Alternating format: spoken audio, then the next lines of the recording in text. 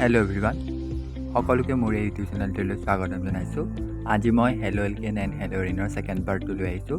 Already first part upload হৈ আছে, সকলোৱে চাই ল'বা। আজি আমি পঢ়িম classification of hello' এলকেন and hello' Erin. আমি আগৰ ক্লাছত হেল্ল' এলকেন মানে কি হয় আৰু হেল্ল' এৰিন মানে কি হয় অলৰেডি বুজি আহিছোঁ। এতিয়া আমি আজি সেই বস্তুখিনিৰ ক্লাছিফিকেশ্যন কৰিম। প্ৰথমটো বেচিছ কি? On the basis of number of halogen এটমৰ ওপৰত বেছ কৰিম। কি ভাগত ভাগ কৰিম? Mono haloalkane, di haloalkane and tri haloalkane. তেনেকৈ mono haloarene, di haloarene আৰু ট্ৰাই হেল্ল' এৰিন। এতিয়া চোৱা, মনো মিনছ কি? ওৱান। ডেট মিনছ এইটোত কি থাকিব? এটা হেল'জেন এটম। ডাই হেল্ল' এলকেন মানে টু হেল'জেন এটম থাকিব। ট্ৰাই মানে কি? 3 হেল'জেন এটম। ডেট মিনছ ইয়াত 3টা হেল'জেন এটম থাকিব। যদি আমি চাওঁ যে মনো হেল্ল' এলকেনত চোৱা, ইয়াত এটা হেল'জেন আছে। ডাই হেল্ল' এলকেন এইটো 2টা হেল'জেন এটম আছে। ইয়াত কি আছে? 3টা হেল'জেন এটম আছে। সেইকাৰণে আমি ট্ৰাই হেল্ল' এলকেন বুলি ক'লোঁ। তেনেকৈ আমি হেল্ল' এৰিন চোৱা, ইয়াত এটা হেল'জেন এটম আছে।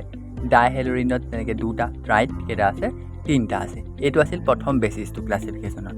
এইখিনি চোৱা, এতিয়া ছেকেণ্ড বেচিছটো কি আছিলে?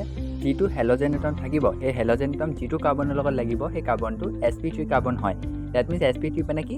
যাৰ ষ্টেৰিক নম্বৰ কি হয়? 4 হয়। গম পাইছা? আৰু সেই তাৰ ওপৰত বেছ কৰি আমি 3টা ভাগত ভাগ কৰিম। এলকাইল হেলাইড বা হেল্ল' এলকেন, 2 নম্বৰ এলাইলিক হেলাইড আৰু কি 3 নম্বৰ বেঞ্জাইলিক হেলাইড। আকৌ এলকাইল হেলাইডক আমি 3টা ভাগত ভাগ কৰিম। এটা প্ৰাইমেৰী এলকাইল হেলাইড, আৰু এটা ছেকেণ্ডেৰী এলকাইল হেলাইড, আৰু এটা কি টাৰ্চিয়েৰী এলকাইল হেলাইড। চ' প্ৰাইমেৰী এলকাইল হেলাইড যিটো হয়, তাত যিটো হেল'জেন এটম আছে, যিটো কাৰ্বনৰ লগত লাগিছে, সেই কাৰ্বনটো প্ৰাইমেৰী কাৰ্বন হ'ব লাগিব। তেনেকৈ ছেকেণ্ডেৰী এলকাইল হেলাইডত সেই কাৰ্বনটো ছেকেণ্ডেৰী কাৰ্বন হ'ব লাগিব। আৰু টাৰ্চিয়েৰী এলকাইল হেলাইডত যিটো হেল'জেন এটম কাৰ্বনৰ লগত লাগিছে, সেই কাৰ্বনটো কি হ'ব লাগিব? টাৰ্চিয়েৰী হ'ব লাগিব কাৰ্বনটো। নেক্সট এলাইলিক হেলাইড কি হয়? হেল'জেন এটম যিটো কাৰ্বনৰ লগত লাগিছে, সেই কাৰ্বনটো নেক্সট তাৰ লগত এটা বেলেগ এটা কাৰ্বনৰ লাগি আছে, আৰু সেই কাৰ্বনটোৱে নেক্সট কাৰ্বনটোৰ লগত ডাবুল বন্ড ফৰ্ম কৰিব লাগিব। বুজি পালা?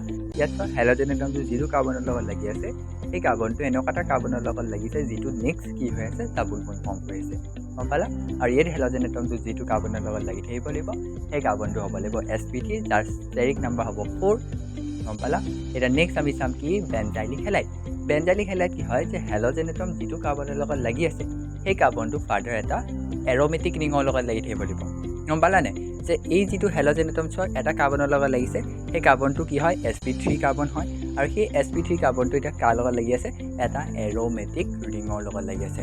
এইটো কি বুলি কওঁ আমি? বেঞ্জাইলিক হেলাইড। দ্য লাষ্ট ক্লাছিফিকেশ্যনৰ বেচিছ কি আছিল? হেল'জেন এটম যিটো কাৰ্বনৰ লগত লাগিব, সেই কাৰ্বনটো sp2 হ'ব লাগিব। তাৰ ষ্টেৰিক নম্বৰ কিমান হ'ব লাগিব তেন্তে? 3। ইয়াক কেইটা ভাগত ভাগ কৰিছে? ভিনাইলিক হেলাইড আৰু এটা হৈছে এৰাইল হেলাইড। ভিনাইলিক হেলাইড কি হয়? হেল'জেন এটম যিটো কাৰ্বনৰ লগত লাগিব, সেই কাৰ্বনটোৱে নিজেই এটা ডাবুল বন্ড বনাব লাগিব। গম পালা? আৰু যিটো কাৰ্বনৰ লগত লাগি আছে হেল'জেন এটমটো, সেইটো এটা কি কাৰ্বন? sp2 কাৰ্বন হয়। আৰু এৰাইল হেলাইড আমি নেক্সট আগৰ ক্লাছত পঢ়ি আহিছোঁ। That means hello' Erin. So' thank U.